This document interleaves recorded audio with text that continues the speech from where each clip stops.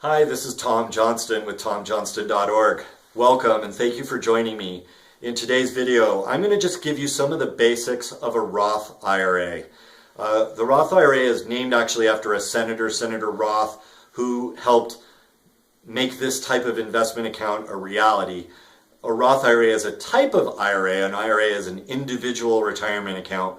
Basically, all these are is a type of investment account that gives you tax advantages by putting your money in them. Sometimes you have to tie up your money for a while in order to enjoy these tax advantages. The thing is, these are incredibly powerful tax advantages over time. Couple things about the Roth.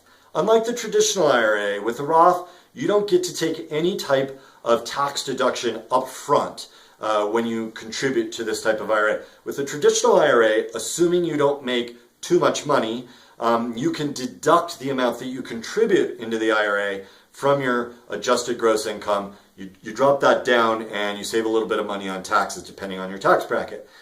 Frankly, for most young people, really anywhere up to close to 40, and for anybody who's not making a tremendous amount of money, the Roth IRA, in my opinion, generally is the better move.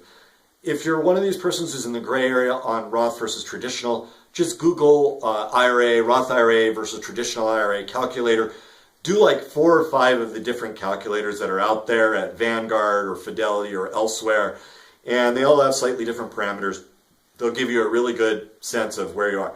If you're on the bubble and it's kind of even Steven in terms of which you should go with, I personally would go with the Roth. Of course, you should always talk to your investment advisor. All of us are unique in our situation, and you shouldn't be taking action just exclusively based on this video. Talk to your advisor. That's my little proviso just in case. But getting back to the Roth, every decade they adjust roughly how much you can contribute. At the time of this video being made, it's $5,500 a year. Actually, I believe if you're 50 or above, there's what are called catch-up contributions, where you can make additional contributions. This is the government's way of trying to help incentivize you later in your life to really put money away to help you for retirement. Now, another couple of great things about the Roth in particular. The first thing about the Roth that's fantastic is any initial principal that you contribute to the Roth, you can actually pull out at any time with no penalties. So if you don't have a lot of money and you're worried about tying up your money for decades, go ahead and do the Roth. You can always pull the money out. It is a little bit complicated in terms of paperwork if you do have to pull it out, but it's not the end of the world. And this way you can be a little bit forward-leaning, be a little bit aggressive about going after it. A couple of other great things about the Roth. You can use the money that's been in there for a first-time home purchase, including the earnings if you needed to. You can also use it to pay for someone's education in certain circumstances. There are a lot of ways in which it's an incredibly flexible retirement vehicle. Another great thing, at least at the time of this recording in 2017, is unlike the traditional IRA, when you reach your 70s, you don't have to, by law, start taking required minimum distributions. In contrast to traditional IRA, you do have to start making these required minimum distributions where the money just starts coming out, whether you need it or not, and that can really start hitting you on taxes and other things.